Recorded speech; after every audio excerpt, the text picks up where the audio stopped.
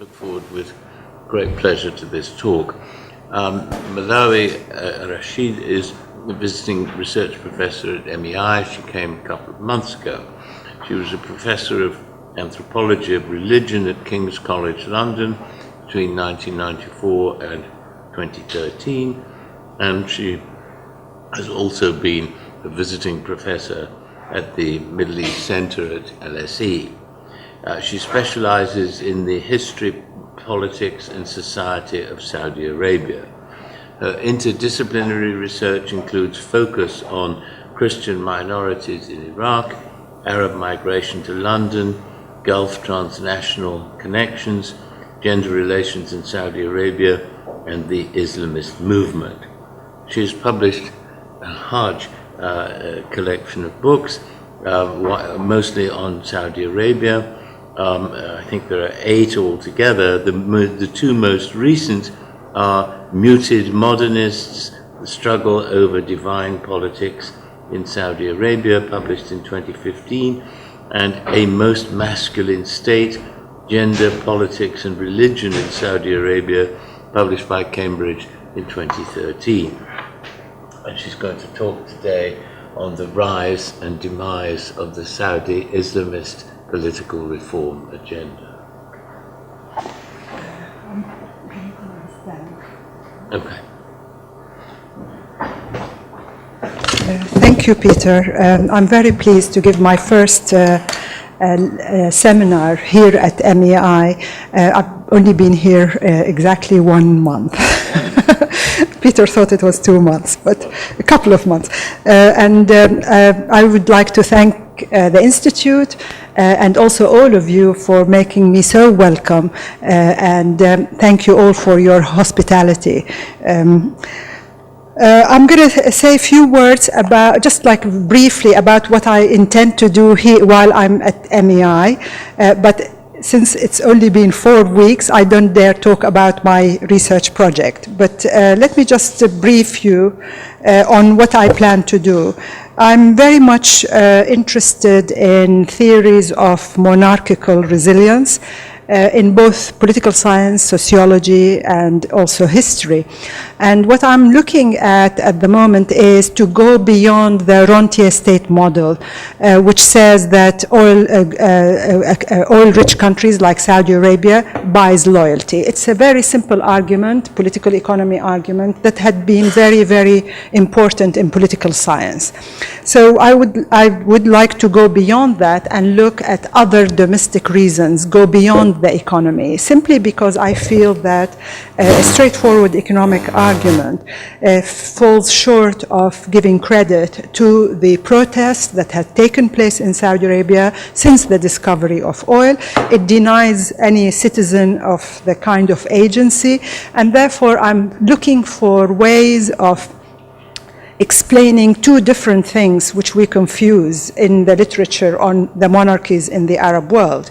One of them is we confuse survival with resilience. So survival means that you just get on with whatever it is, you stay in power for a long time. Resilience, however, implies something more profound than simple survival. And therefore, I'm making that distinction and looking at Saudi Arabia. And up till now, I'm in the process of just reviewing the literature, and hopefully over the coming months, and if there is another opportunity, I could share with you my findings. Let me talk to you now about the topic of this lecture. And as you see, it's the rise and demise of the Saudi Islamist political reform agenda. And since it's an academic audience, I can see, we're going to indulge ourselves with a bit of theory, a bit of methodology, and then go to the empirical side of my research. My talk is based on a research project that I finished and published in this book. So it's just come out, it's almost a month ago.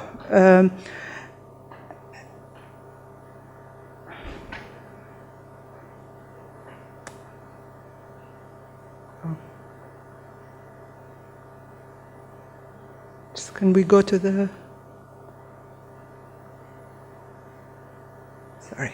Yeah, it is this book, and Helen kindly ordered a copy for the library. So this project is part 2 of my research interest that started in the 1990s. Part 1 is finished, and the results were published in 2007 in a book called Contesting the Saudi State, Islamic Voices from a New Generation.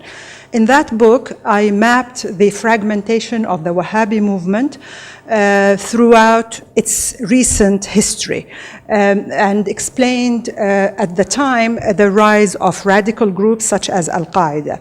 So that work was finished in 2007 and published. However, as I was finishing that book, I sensed that there is a kind of change taking place in Saudi Arabia that wasn't actually still, was in the process of being developed.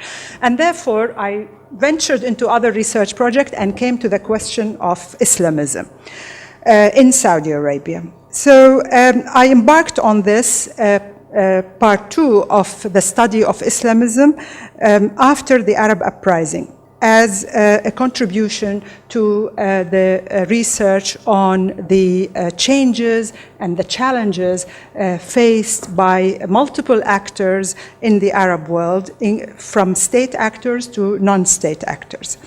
So let me first begin, as we're academics here, by looking at the contentious social science terminology when we study Islamism. It seems to me, when we're studying Islamism, there might be special methodological and theoretical issues that us as researchers face, which may not be the case if you're doing other topics, but we could debate that. Let me start by saying what we call Islamism. Historically, people had research projects to study fundamentalism, then political Islam, and the most recent twist in social science is Islamism. And we sometimes use these words without actually giving them some thought. We take them for granted. We assume that other people beyond academia know what we're talking about. But I think that we need to stop at this word Islamism, which we use now, in order to problematize it rather than take it for granted. In the book, I define Islamism as part of an Islamic discursive tradition, going back to Talal Asad. So Islamism is being defined in different ways, but I think Islamism promotes some kind of divine politics, hence the subtitle of my book, Divine Politics. And we assume that we know what divine politics is, but sometimes it's not that straightforward. It is a diverse worldview with multiple projects and actors, with different histories and localities. So Islamism is explicitly and intentionally political, as engaging in a critique of all those people, institutions, practices, and orientations that do not meet their standards of this divine politics. In the book, I look at Islamism as multiple texts, contexts, and practices.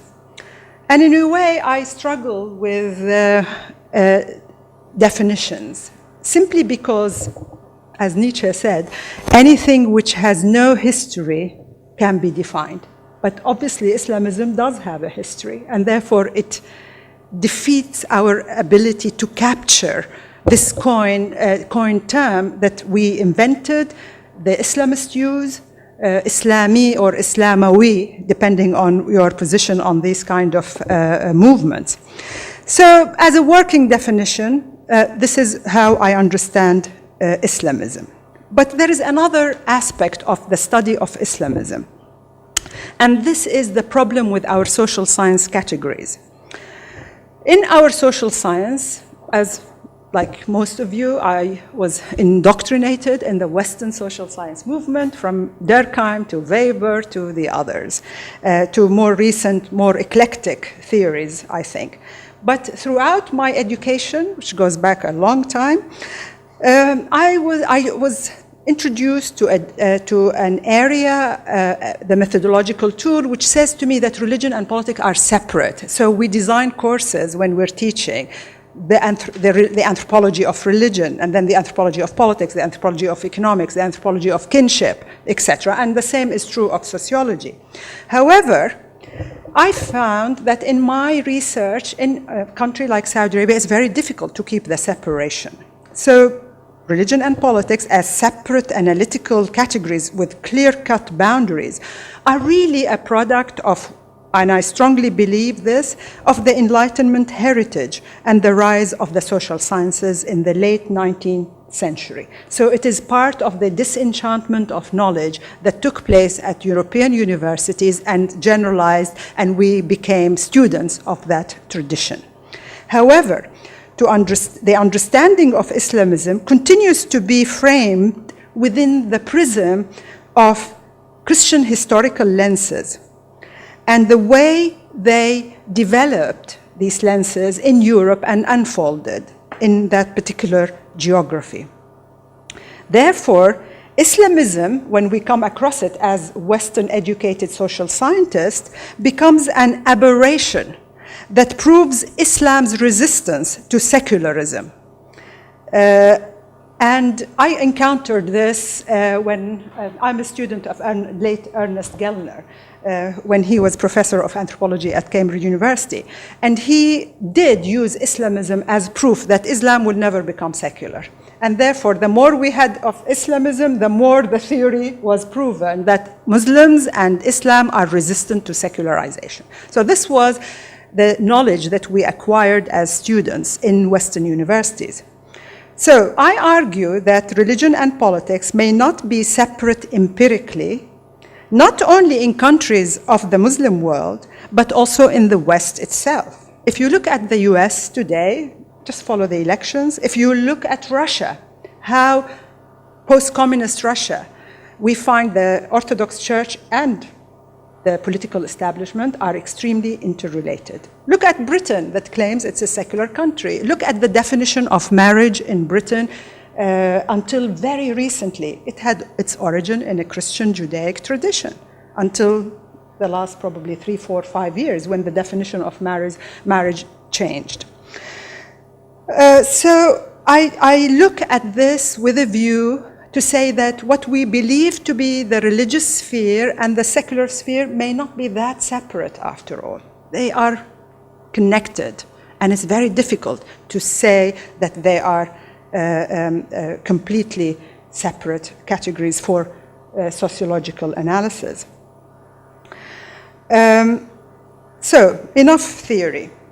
I move to the methodology of studying Islamists. From the 1970s onward, the study of Islamism was one of the most established fields in academia across disciplines, from anthropology to political science to other disciplines. We can argue why, but practically it was easier for many researchers to study Islamism. They were the only obvious social, political movements that made their presence felt in the Muslim world, from Morocco to Indonesia. And therefore, it was important for many of us in the academia to capture that. So, in a way, it was easy also because the Islamists themselves welcomed us. They wanted to get their narrative into our books, and therefore quite a lot of them were very eager to be interviewed, to be talked to. If you look at the literature on the Muslim Brotherhood, the Salafis, all of them wanted us to talk to them. They wanted to be present in our academic discourse, simply because there was nothing else. I mean, if a previous generation studied the left in the Arab world, or Arab nationalism. By the 1970s, there was Islamism. So we all rushed to study Islamists and assumed that we know what they're about and what they want. So we encountered a diversity of groups that can be lumped together under this term Islamism. We looked at their demands. Some of them want an Islamic state.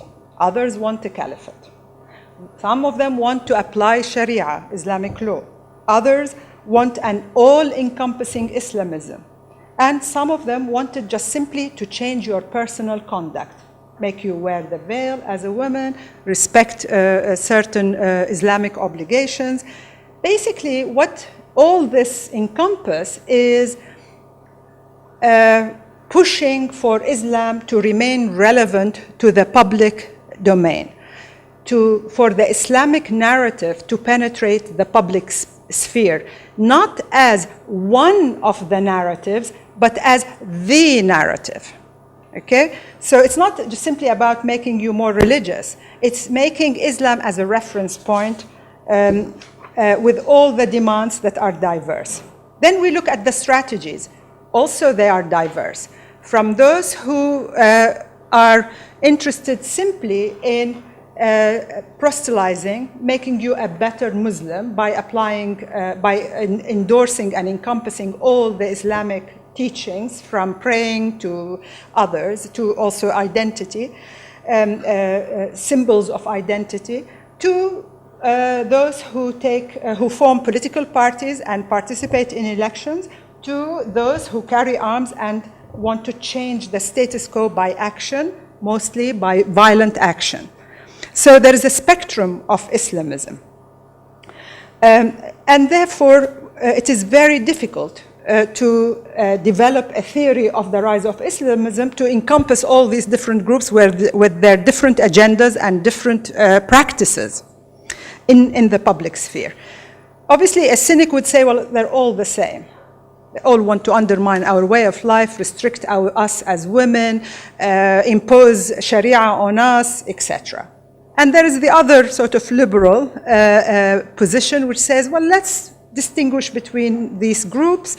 Let's think of them as, contextualize them, look at their strategies, look at their ways of pushing their agenda. I must say, one thing that has become so evident with the Arab uprising is that study of Islamism has become a dangerous research agenda in some Arab countries. You must have all heard about the Italian PhD student who wasn't even studying Islamist, he was studying labor movement in Egypt, who was killed in Egypt just recently. One thing that I have learned from studying Islamism from the 1990s to now, is that studying them does not actually tell us the full story about politics in the Middle East. In a way, it masks some serious and interesting features of Arab politics, such as, for example, the class dimension, the urban-rural divide, the have and have-nots. All these are actually subdued once we just focus on Islamists. We forget that there is a fabric of society that Islamism cannot gloss. And therefore, from the 1970s onwards, it's very unusual to find people who go deeper into Arab society and look at these economic, political issues, ethnic, sectarian issues, and we just think that, oh, it all started in the last 10 years or so. So once you have this in mind, we could proceed to study Islamist, and I could tell you about, the Saudi ones. Saudi Islamist reform agenda. Obviously, in the minds of many people, Islamism in Saudi Arabia is not associated with modernism or with any kind of reform.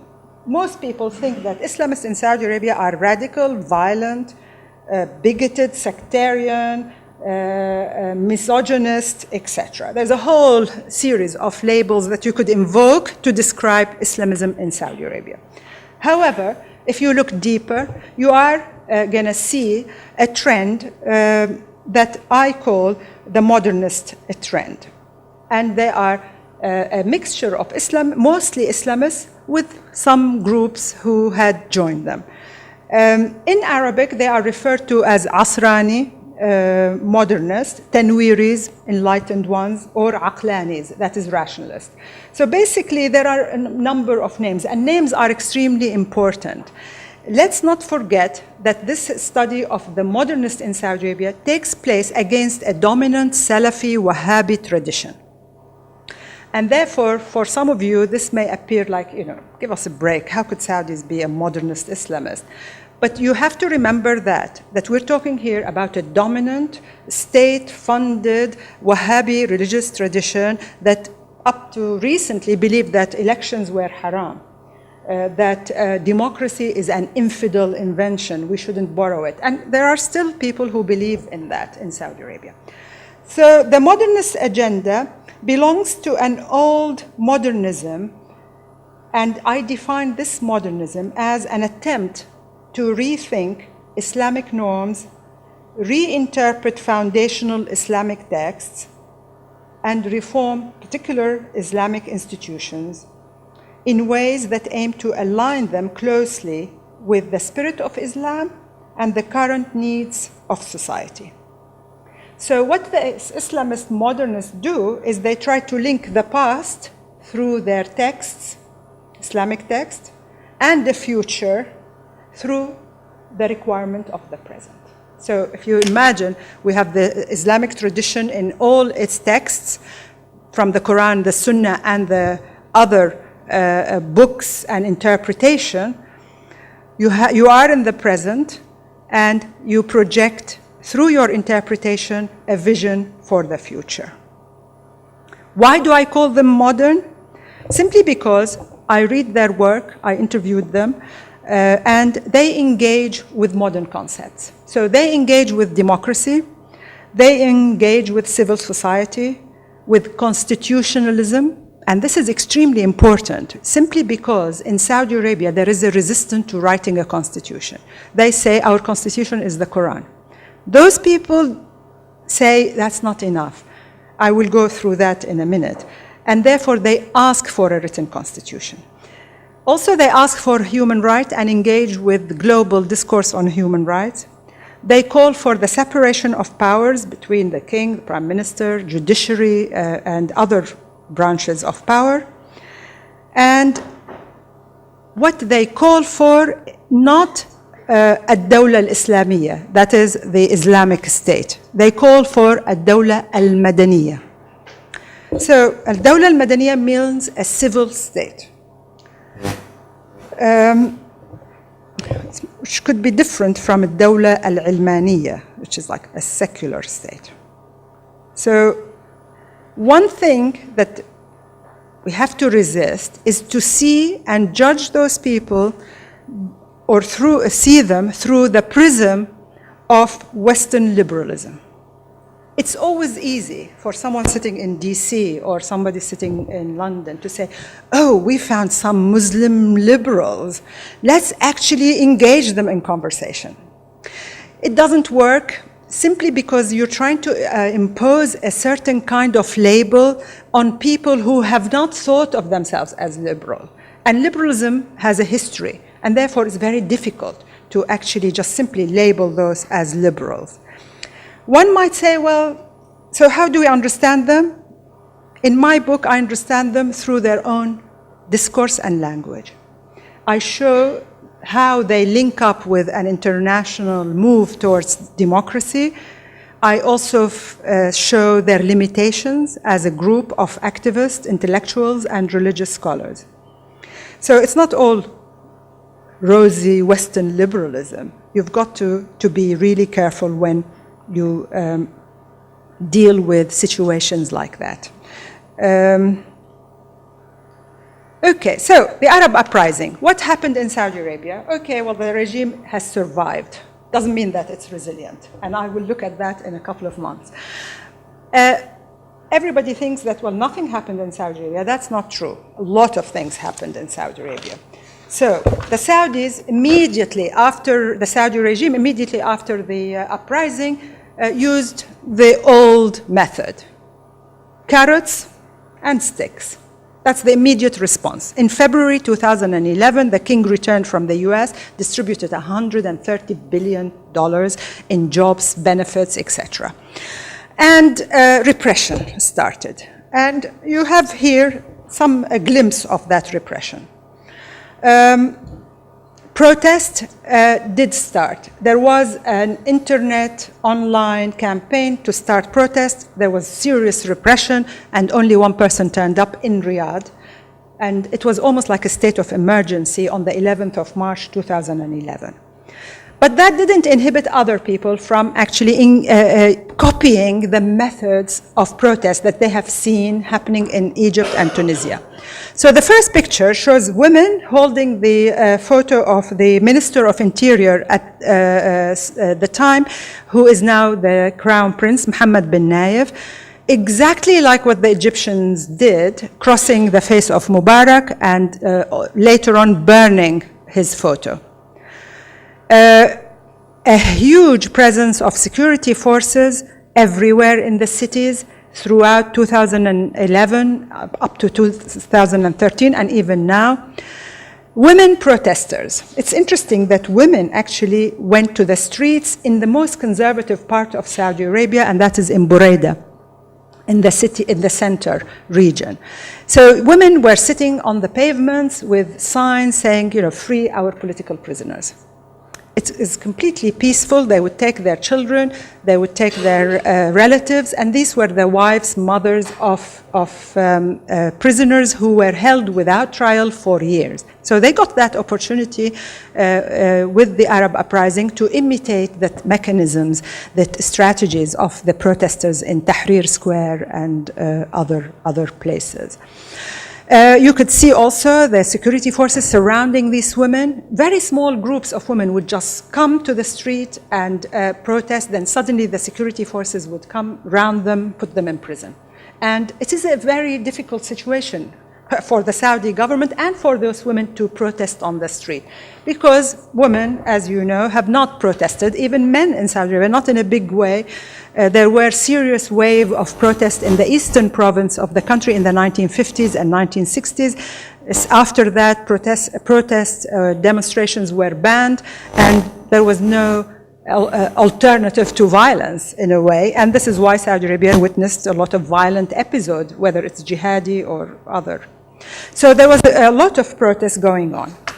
But there was also another method of expressing yourself in Saudi Arabia at that historical moment, and that is through petitions. And we could discuss the history of petitions in Saudi Arabia. That's a group of people, activists, intellectuals, professors, and others would come together, write a petition, sign it, send it to the king, the prime minister, etc., the king and the crown prince, because the king and the prime minister are one. So how many petitions? 5, at the height of the Arab uprising. Let me just briefly tell you about these petitions. One of them was called the Declaration of National Reform. What they wanted is constitutional monarchy, and it was written by a group of liberal-minded in the Western sense, but not quite. So they wanted constitutional monarchy. A second one was called نحو دولة الحقوق والمؤسسات. That is a state for rights and institution. And this particular petition was extremely popular. And it is written by the muted modernist that I'm talking about in my book. What did they ask for? They wanted a national election, an elected parliament, Majlis Ummah elected. Also, they wanted to separate the power of the king from the prime minister. They wanted civil society. They wanted respect for human rights. They wanted to free the prisoners that these women were, or give them fair trials, open, non-secretive trials. And this particular petition was signed by more than 9,000 people. In Saudi Arabia, this is a big number to sign a petition. Obviously, it was online. They've sent it around. Then there was a third petition, and this third petition was done by the youth. It was called Matalib al-Shabab al-Saudi, that is the youth demands of the youth of Saudi Arabia. And that one even got more than 10,000 signatures. Their demands were a mixture of economic and political demands, asking for jobs, employment, equal opportunity, elections, civil society for the youth, such as student clubs and associations. They also ask for gender equality, which is really interesting. Again, it was done online and people signed. Now, we can't tell whether all the signatures are from Saudi Arabia because it's an online, but if you go beyond the online forum, you find the people responsible, you interview them, you know that it was a Saudi initiative. Then there is a fourth petition, and that is called A Call for Reform. And this is written by Salafi scholars. The top of, the person behind it was Nasser al-Umar, who is one of the Salafi hardliners. He thought, you know, given the change that is going in the Arab world, we must register our demand. And so what did they ask for, these groups of Salafis? These groups look to the past. They want to go back to the original pact between the Al Saud and Muhammad bin Abdul Wahhab and re-establish the first Saudi state of the 18th century. So they look backwards. They say, well, this leadership has gone a little bit off the right track. It should go back and remember the old pact. So therefore, it was basically looking backward, whereas the other petitions were looking forward. And finally, there was the Egyptian coup, 2013, and then the Saudi intellectuals produced a petition condemning Saudi intervention in Egypt. So this was a purely pro-Muslim Brotherhood petition by multiple personalities. Some of them got in trouble, and they were called by the intelligence services and then interrogated and kept in prison for a couple of days. Then they were released. They were told that, you know, never criticize foreign policy. So they were against the intervention, Saudi intervention in Egypt on behalf of the military and the support, financial support that Saudi Arabia dedicated to the ancien regime and ensured that it returns. So this is what was happening in Saudi Arabia. The sticks became extremely important at this stage because the carrots didn't seem to work. As I said, you know, there was a distribution of substantial funds. So the sticks came in and the round of repression started. Now, I concentrate on one example of this muted modernist. This is Hasm. In Arabic, it is an interesting word because it means like, how would we translate Hasm? Like the final line, yeah? And it is, in English, it's the Saudi Association for Civil and Political Rights. And this particular organization emerged, declared itself in 2009 before the Arab uprising, but the thought was brewing, and they didn't really do much until 2011 during the Arab uprising. This is why I didn't include them and discuss them in my previous book. So I wanted to look at their experience of establishing a civil society in a country that bans civil society. Needless to say that all the people you see are now in prison for establishing this civil society. So, civil society in an authoritarian state, what happens? They did function, they did work. It was established by a group of professors, academics, and lawyers, doctors, etc. It combined, the core was Islamist. Islamists who have adopted a kind of hybrid discourse, combining their knowledge of Islamic text with engagement with the discourse on civil society, liberty, and rights. So amongst them, you may have heard names such as Abdullah al-Hamid, Muhammad al-Qahtani, Sulaiman al-Rushudi, Walid Abu al-Khair. There's a whole group of them who actually went through trials that lasted for months and months, and by 2013, all of them ended up in prison. What is really upsetting about their case is the list of charges against them. So vague charges, such as talking to foreign media or calling for demonstrations. They accused them of being behind the women protesters who called for open trials and release of political prisoners. They accused them of undermining the persona of the king. Haybat al-Malik, Adhat al-Malakiyya. They invented this from theology, the king's persona as sacrosanct. The crown prince became sacrosanct, and the grand mufti of Saudi Arabia became sacrosanct, relying on a Wahhabi loyalist interpretation of these kind of concepts. So they kept going and coming to the courts until finally they were put in prison. But what is so interesting about Hassan is that obviously today they're all in prison. Has the experience ended and destroyed completely? I think what is so important about this experiment is the language and the discourse of human rights that began to penetrate the Saudi public sphere in unprecedented ways. They gave lectures, they had little salons, they would do lectures about the right of the prisoner or the right of women, what it means to be loyalty to the king, and they called for constitutional monarchy. In Saudi Arabia, there is an interesting term from the Quran, obviously, Wali al-Amr. Wali al-Amr is the one who is responsible for your affairs. He could be your father, he is Wali al-Amr, but also the king is Wali al-Amr. But in Saudi Arabia, there are multiple personalities. So they use the plural as Wulat al-Amr. So Hassan, through its discourse, through its publication and media present, deconstructed this term and said Sha'b Wali al-Amr. That is, the people are Wali al-Amr, the guardian of the Ummah, and through elections, they elect their representative, which was completely revolutionary in the Saudi context, I must say.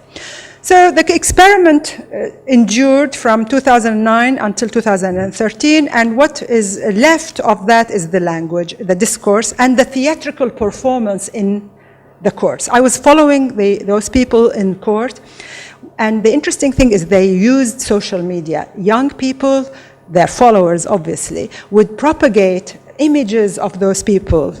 Sometimes they would talk to the media from outside the courtroom. On the pavement, they would tweet, they used Facebook, and therefore there was some kind of exposure to this discourse that is so alien in the Salafi context of Saudi Arabia. What else happened? Salafi Party, the Ummah Party, out of the blue, a group of activists also established a political party in Saudi Arabia, and political parties are also banned. 9 activists announced that they are part of the Ummah Party, and this is an attempt to politicize Salafism at a critical moment of the Arab Rising.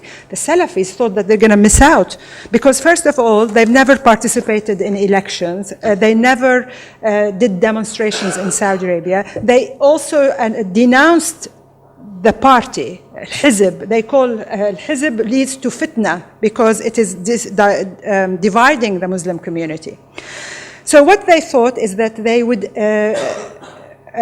create a Salafi political party in order to be part of any change that was going to come. And it's interesting, they linked up with the Kuwaiti Ummah Party, run by Hakim al-Mutayri, and it is like a Gulf and beyond the Gulf attempt to make Salafism relevant to modern political practices. In Kuwait, they exist, but as a jam'iyya, as a society, rather than political party, because even in Kuwait, political parties are banned. So what did they call for? Interesting, they called in Saudi Arabia, as the Saudi branch of this global movement, for the rightly guided government, al-Hukm al-Rashid. And also they called for the caliphate. It's the call for the caliphate, in modern Middle East history, there are only after 1924, when it was abolished in Turkey, Hizb al-Tahrir in 1952 from Jerusalem called for the caliphate. The Muslim Brotherhood never really made a big deal out of it. What their slogan was is Islam is the solution. But they didn't really want to create a caliphate in Egypt, not at the time when they were active. So this is a Salafi, an attempt by Salafis to call for the caliphate. And in a way, they felt that they have to also make their presence felt simply because there was a lot of competition during that moment. So in a way, the changes, the mutations that were taking place led to the establishment of political party by people who had actually denounced political parties before. Now, we come to the activists who were part of this hasm, part of this mutation of Islamism. You probably recognize this person. He's a religious scholar by the name of Salman al-Ouda, part of the early Islamic awakening of the 1990s. When in his youth, in the 1990s, he was one of the most vocal critic of the Saudi regime, and his activism came immediately after the Gulf War of 1990 and the invitation of the Saudi regime to the Americans to come and free Kuwait from Saddam Hussein. So he spent 4 years in prison at the time. Then he was released. By 2000, he was free to resume his preaching, etc. What is interesting is the mutations that have taken place in his views. He wasn't completely rehabilitated by the government, like other religious scholars who were part of that moment of dissent and protest. He's not that trusted by the government, but they use him sometimes if it is profitable. So, for example, during the second wave of terrorism between 2003 and 2008, he was used to lure jihadis to repent or possibly catch them for the government. Anyway, the Arab uprising had a lasting impact on him and wrote a book on revolution, but didn't mention Saudi Arabia at all. He was talking about Egypt and trying to figure out why revolutions happened in history. Obviously, he was very careful not to talk about it in Saudi Arabia, but everybody got the message that Saudi Arabia is really the one. So his book was banned, and he was banned from appearing on television in Saudi Arabia and on Al Jazeera in Qatar, and he was banned from travel immediately. So that's one of the people I talk about in my book. But there is a younger generation of Saudis, such as Abdullah al-Maliki. He also is part of this modernism and Islamism. He surprised his audiences by saying that there is no point in applying Sharia by force. Sharia's application should be a matter of choice. And this was regarded as outrageous in Saudi Arabia, because there's no debate about Sharia. Sharia is applied, it's applied. You don't debate it. And the Salafis obviously launched a serious attack on him in order to discredit him. He has a traditional religious education, then he moved to do a master, etc. He's regarded as one of the younger generation of Islamists. He was very critical of the Muslim Brotherhood in Egypt because they jumped on the opportunity to seize power. They did not, and also the Salafi parties in Egypt that wanted to impose Sharia by force, like once we're in power, we're going to have it. So he offers a really interesting debate about why Sharia should be a matter of choice rather than force. Then there is another one, Muhammad al-Abd al-Karim. Again, he was trying to deconstruct the religious roots of repression in Saudi Arabia. So, for example, when the Saudis behead people for all sorts of crimes, from drug trafficking to dissent, political dissent, they say this is Islam. So Muhammad al-Abd al-Karim, who also has a very traditional religious education, is looking at these questions and saying that, well, unfortunately in Saudi Arabia, Sharia is used to legitimate repression rather than free the individual. So he writes about those kind of issues in a country that is not actually used to this kind of new modernist approach. Then what do we do with democracy as a concept, as a practice? Muhammad al-Ahmari, again, he says he is one of the Islamists who is an advocate of democracy. And it's very interesting. We could debate why Saudi liberals, or what is known as Saudi liberals, haven't called for democracy in the same way. So for him, democracy is a human heritage. It's not simply a Western heritage. And he defends it by contextualizing. He admits that in the West, it is the only geography where democracy was embedded or became embedded in institutions. Whereas in other parts of the world, it was an idea, a spirit that lacked the institution. And he shows throughout Islamic history how this was the case. There are lots of concepts in the Islamic tradition, such as social justice, equity, etc. But the Muslims have not created the institutions where these kind of values can be embedded. Now, let me just move to this last propaganda piece. Silencing the reformist agenda became extremely important for the Saudis. So why? Those were peaceful people who did not take arms or terrorism, engaged in any kind of work. They realized that this kind of discourse from within the Islamic tradition is more dangerous than two trends. One of them is violent jihadis. Violent jihadis are a known quantity. They go blow themselves up. And it's very easy for that kind of violence to be counterproductive. Rather than supporting jihadi causes, people are repulsed by that violence, in Saudi Arabia too. We could talk about what kind of new violence that is emerging, especially with the sectarian twist to jihadi violence. The second reason why they were repressed, these modernists, is because they were not borrowing from Montesquieu and saying we want to have a Western liberal democracy in Saudi Arabia. The danger is that they were using their Islamic texts to come up with solutions, whether we agree with these solutions or not. It's a different question. Now, let me just conclude, and then we could have some discussion afterwards. The future of Islamism. Now we know that quite a lot of those people are silenced at the moment. There was no royal pardon, which is normally the case with the arrival of a new king, but they still remain in prison.